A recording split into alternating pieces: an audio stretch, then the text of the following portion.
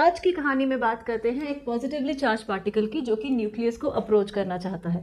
आपको तो पता ही है कि न्यूक्लियस खुद भी पॉजिटिवली चार्ज ही होता है, तो जहां अट्रैक्शन भी नहीं है फिर भी वहीं जाना है। तो आइए देखते हैं कि ये कैसा अफसाना है। तो जहां प्यार है भी नहीं फिर भी मिलने पर पहरा है, बाहरी दुनिया यहाँ दो स्त्रियों के भी एकजुट ना होने देने का षड्यंत्र बहुत ही गहरा है। तो यहाँ पे कूलम फोर्सेस ऑफ रिपल्शन की वजह से एक पोटेंशियल बैरियर बनेगा जो कि प्रिवेंट करेगा इस पॉजिटिवली चार्ज पार्टिकल को फ्रॉम अप्रोचिंग दिस न्यूक्लियस। तो कूलम फोर्स आप जानते ही होंगे, it is the force between two charges. Like charges के लिए ये फोर्स रिपल्सिव होती है और अनलाइक चार्जेस के लिए ये फोर्स अट्रैक्टिव होती है।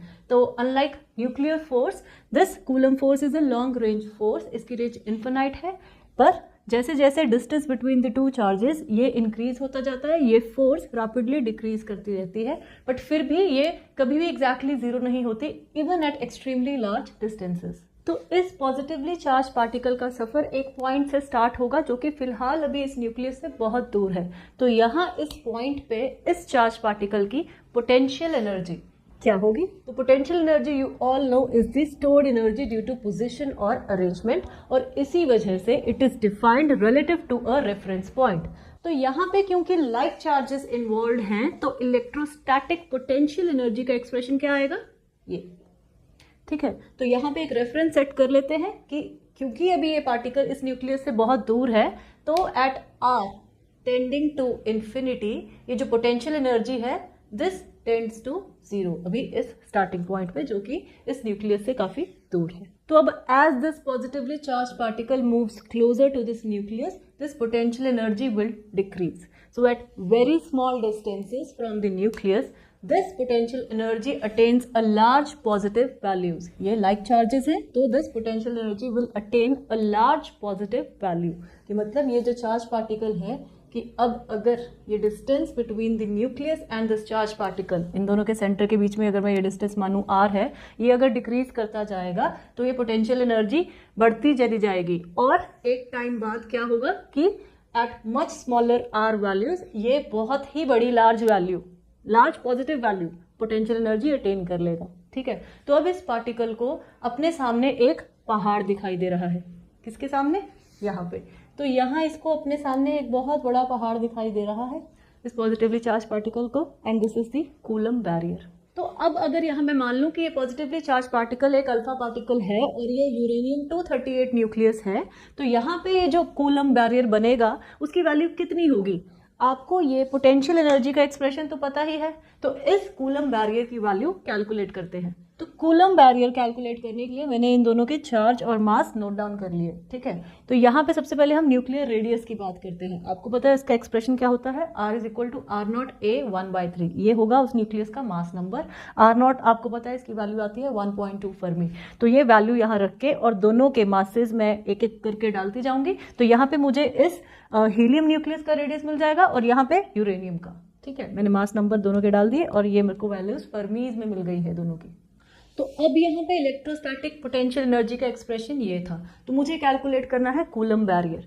तो ध्यान से देखो कि अगर मैं यहाँ पे जो डिस्टेंस है बिटवीन द टू चार्जेस, अगर ये जो डिस्टेंस है मैं अगर फेम्टोमीटर्स में रखूँ और यहाँ पे पोटेंशियल एनर्जी कूलम बैरियर के कॉरस्पॉन्डिंग अगर मुझे MeVs में एक्सप्रेस करनी है, तो ये जो इलेक्ट्रोस्टैटिक कांस्टेंट है इसकी वैल्यू क्या आती है? 1.44। ठीक है। तो ये जो एक्सप्रेशन बन जाएगा कूलम बैरियर के लिए पोटेंशियल एनर्जी कैलकुलेट करने का, वो ये हो जाएगा, ये यहीं से आया है। ठीक है। तो यहाँ पे अब मैं दोनों के चार्जेस जो है उसकी वैल्यूज डाल दूंगी, क्योंकि ये हीलियम और यूरेनियम न्यूक्लियाई हैं। तो यहाँ पे इनके चार्जेस मैंने ऑलरेडी कैलकुलेट कर रखे हैं। तो यहाँ पे आपको पता है Q1 और Q2, 2 और 92, ये मैंने वैल्यूज यहाँ पे पुट कर दी हैं। अब बात आती है कि ये जो R है, R क्या है? Distance between these two. ये जो यूरेनियम 238 का न्यूक्लियस है और ये जो हीलियम पार्टिकल है आपका, जो चार्ज पार्टिकल है, इनके बीच में क्या डिस्टेंस होगा जब आप कूलम बैरियर कैलकुलेट कर रहे हैं? आपको पता है कूलम बैरियर जो है मैक्सिमम पोटेंशियल एनर्जी है जो कि आ सकती है। ठीक है। तो कूलम बैरियर ये Vc जो है, ये V मैक्सिमम कब होगा? जब R जो होगा ये मिनिमम होगा। तो मिनिमम डिस्टेंस क्या हो सकता है कि जब ये चार्ज पार्टिकल ये अप्रोच करता करता इस टचिंग कॉन्फ़िगरेशन में आ जाए कि ये जो न्यूक्लियस है इसका जो यहाँ पे रेडियस होगा ये है R2, जो कि आप ऑलरेडी कैलकुलेट कर चुके हो, और यहाँ पे जो अल्फा पार्टिकल है इसका जो रेडियस है ये है R1। जिसकी वैल्यू ये है। तो यहाँ पे इस पॉइंट पे, ठीक है, at nuclear surface this potential energy corresponding to this Coulomb barrier this reaches the maximum value, ये मैक्सिमम वैल्यू तभी अटेन करेगा, ठीक है। तो यहाँ पे ये जो r है, ये जो स्मॉल r है, this is nothing but the distance between the centres of these two. तो एक तरह से रफली अगर मैं मान लूँ कि दोनों के जो डिस्टेंसेज हैं, जो दोनों के रेडियाइज हैं, उनका ये सम ही है। ये जो स्मॉल r होगा that is nothing but r1 plus r2 at nuclear surface, और उसी के कॉरेस्पॉन्डिंग ये Vc है। तो यहाँ पे जो मैंने वैल्यू डाली है R की, that is nothing but 1.9 plus 7.44। ये कहाँ से आई है? ये तो ये R1 की वैल्यू जो आपने ये न्यूक्लियर रेडियस से कैलकुलेट किया था, और R2 की वैल्यू यहाँ पे जब आप डालोगे तभी ये Vc मैक्सिमम कॉरेस्पॉन्ड करेगा। तो ये जो कूलम बैरियर की वैल्यू आएगी इन MEVs, वो है अप्रॉक्सीमेटली 28 MEVs। तो मतलब ये जो वैल्यू है दैट इज नियरली 28 MEVs। तो न्यूक्लियर सरफेस पे ये जो पोटेंशियल एनर्जी की वैल्यू है ये मैक्सिमम होगी, that corresponds to this Coulomb barrier. और जैसे जैसे ये जो डिस्टेंस है इन दोनों के बीच में, ये स्मॉल r ये बढ़ता चला जाएगा, वैसे वैसे ये जो पोटेंशियल एनर्जी है ये डिक्रीज करती जाएगी एज 1/r। तो ये कुछ पहाड़ इस तरह का दिखेगा, ठीक है। अब क्लासिकल फिजिक्स के अकॉर्डिंग इस अल्फा पार्टिकल को जो मिनिमम एनर्जी चाहिए होगी ताकि इस पहाड़ को ये पार करके उस तरफ चला जाए, वो मिनिमम एनर्जी अराउंड 28 MEVs होनी चाहिए इस अल्फा पार्टिकल की, ताकि ये इस यूरेनियम 238 न्यूक्लियस को अप्रोच कर पाए, ठीक है। इससे कम एनर्जी में बात नहीं बन रही, इस पहाड़ के उस पार नहीं जाया जाएगा। अब मान लो कि इस अल्फा पार्टिकल के पास उतनी एनर्जी थी कि जैसे तैसे उसने ये रिपल्सिव फोर्सेस ओवरकम करके ये कूलम बैरियर वाला पहाड़ चढ़ लिया, मतलब ये 28 MEV से एनर्जी इसकी ज़्यादा थी। तो क्योंकि ये इतनी थी तो ये यहाँ पे आ गया, ठीक है, इसने ये पहाड़ चढ़ लिया। और अब अगर ये बहुत ही पास पहुंच गया न्यूक्लियस के alpha particle at this stage, जब इन दोनों के बीच का डिस्टेंस इतना रह गया, ठीक है, तो ये कॉरेस्पॉन्ड कर रहा है न्यूक्लियर रेडियस के कॉरेस्पॉन्डिंग ये रेंज आ गई है इस यूरेनियम 238 के। तो यहाँ at this stage when this alpha particle is very close to this nucleus, तो अब क्या होगा, इस डिस्टेंस पे ये न्यूक्लियर फोर्सेस की रेंज में आ जाएगा।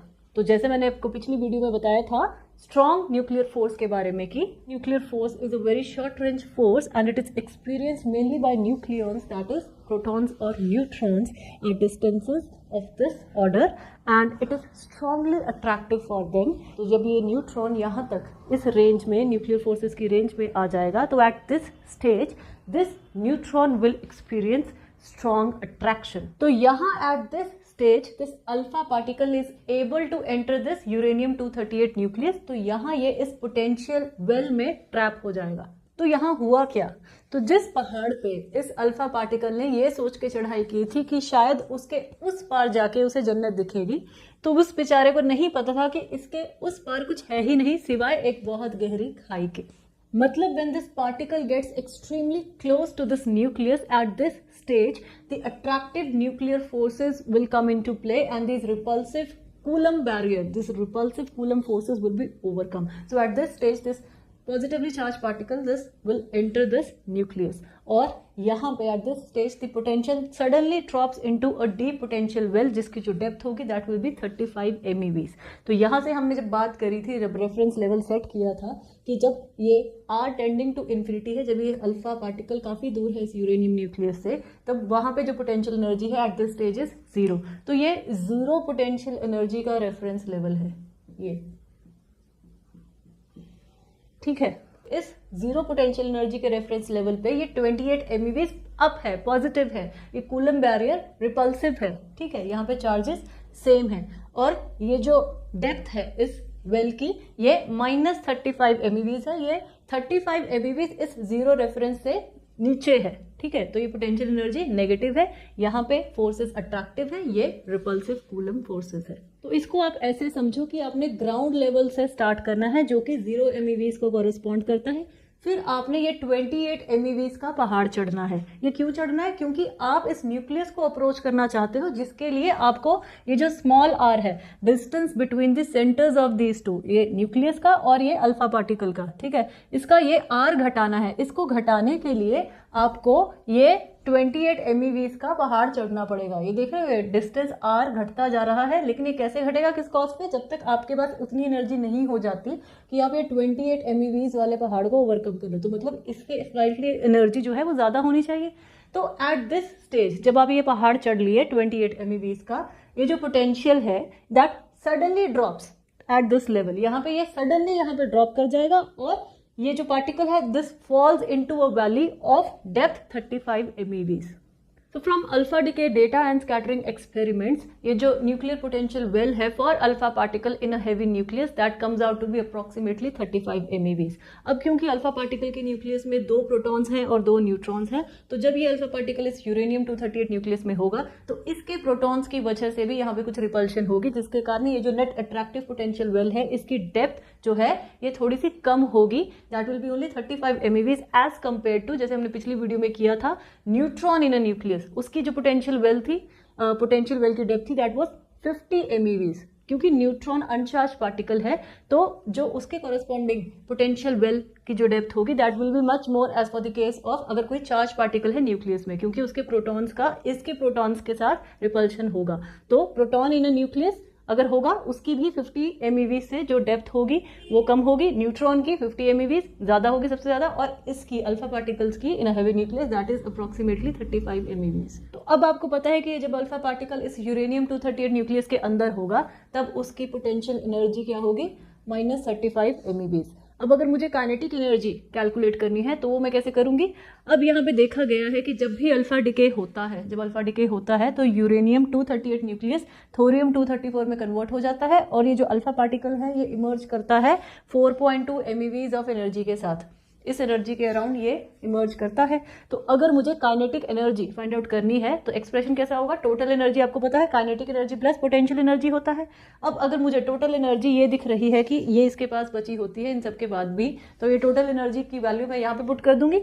और पोटेंशियल एनर्जी आपको पता है दैट इज -35 MeVs। ठीक है, ये नेगेटिव है तो this will be minus of -35 MeVs। तो काइनेटिक एनर्जी आपके पास जो वैल्यू आती है दैट इज अप्रोक्सीमेटली 39.2 MeVs। तो अब देखो ये जो काइनेटिक एनर्जी है of alpha particle inside this uranium 238 nucleus वो 39.2 MeVs है।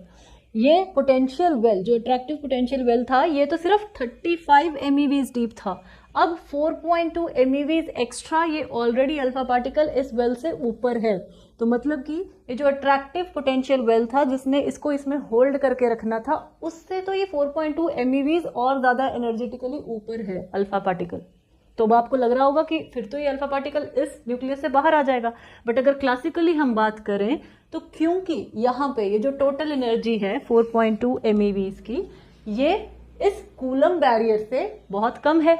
Total energy is less than the coulomb barrier. इसके बाद तो इसको कूलम बैरियर भी दिख रहा है दैट इज ऑफ 28 MeVs। तो क्लासिकली तो ये अल्फा पार्टिकल इस यूरेनियम 238 न्यूक्लियस को एस्केप नहीं कर सकता। However quantum mechanical tunneling takes place. तो देखते हैं वो चीज़ क्या है। तो मतलब आप बोल सकते हो कि ये जो बैरियर है ये एक तरह से प्रिवेंट करता है इस अल्फा पार्टिकल को from entering this nucleus as well as from escaping this nucleus.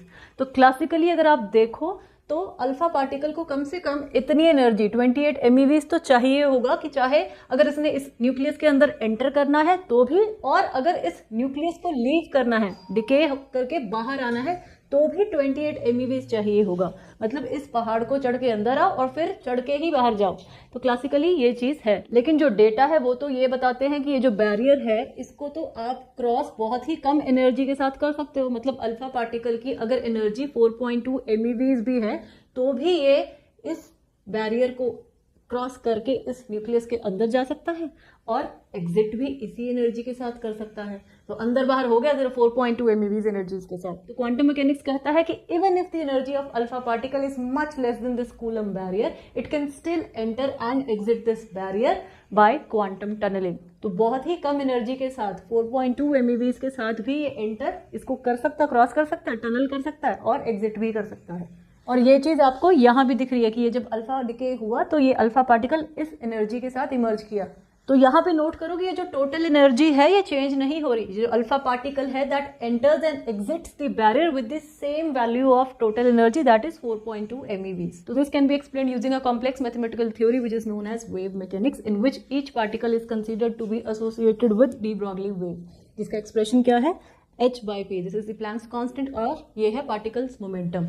तो यहाँ पे हम गलती क्या कर रहे थे कि हम क्लासिकल फिजिक्स में सिर्फ पार्टिकल को, अल्फा पार्टिकल को एक रिजिड ऑब्जेक्ट की तरह मान रहे थे, एक सॉलिड बॉल की तरह मान रहे हैं कि अगर तो इसने इसके अंदर एंटर करना है या एस्केप करना है तो कम से कम उसकी जो एनर्जी है उस बॉल की कम से कम 28 MeV तो होनी ही चाहिए ताकि ये इस पहाड़ के उस पार जा सके या इस पहाड़ को क्रॉस कर सके, कूलम बैरियर को. ठीक है, तो लेकिन हमने क्या एस्पेक्ट मिस कर दिया था यहाँ पे कि इसके साथ एसोसिएटेड एक वेव भी है, अल्फा पार्टिकल के साथ एसोसिएटेड जो डी ब्रॉगली वेव है वो हमने जो एस्पेक्ट है मिस कर दिया. तो अल्फा पार्टिकल जब इस यूरेनियम न्यूक्लियस के अंदर है तो यहाँ पे ये इसकी कोई काइनेटिक एनर्जी भी थी, हमने यहाँ पे देखा था. तो यहाँ पे ये जो बैरियर है इसको 1 सेकंड में 10⁻21 टाइम्स ये हिट कर रहा है अल्फा पार्टिकल.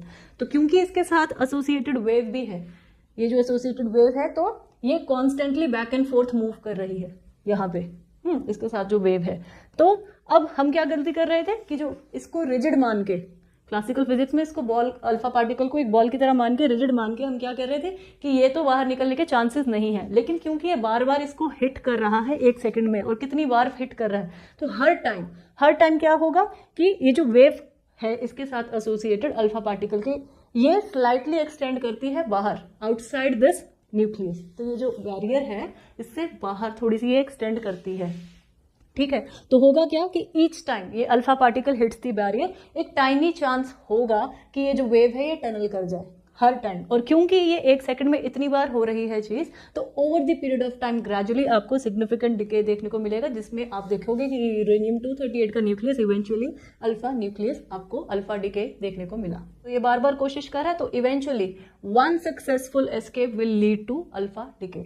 तो अगर मैं बात करूं कि energy level diagram of a positively charge particle in a nucleus वो कैसा होगा, तो ये है centre of this nucleus and this small r represents the distance from the centre of this nucleus. ये x एक्सिस पे है आपका और y एक्सिस पे क्या है, potential energy as a function of distance r from the centre of this nucleus. तो ये इस तरह से बनेगा और यहाँ पे ये जो है this is corresponding to capital R जो कि न्यूक्लियर रेडियस है. तो यहाँ से लेके यहाँ तक ये जो विड्थ होगी इस पोटेंशियल वेल की दैट विल बी 2r. तो ये जो है दिस इज 2r और ये जो है दैट इज बैरियर. तो ये दोनों तरफ मैंने एक्सटेंड करके दिखा दिया. ये जीरो पोटेंशियल एनर्जी का लेवल है and this is the coulomb barrier and this is the depth of the potential well और इसकी विड्थ क्या होगी that will B 2r. r क्या है, ये रेडियस है न्यूक्लियस का, न्यूक्लियर रेडियस. तो final energy level diagram of a positively charge particle in a nucleus कैसा दिखेगा,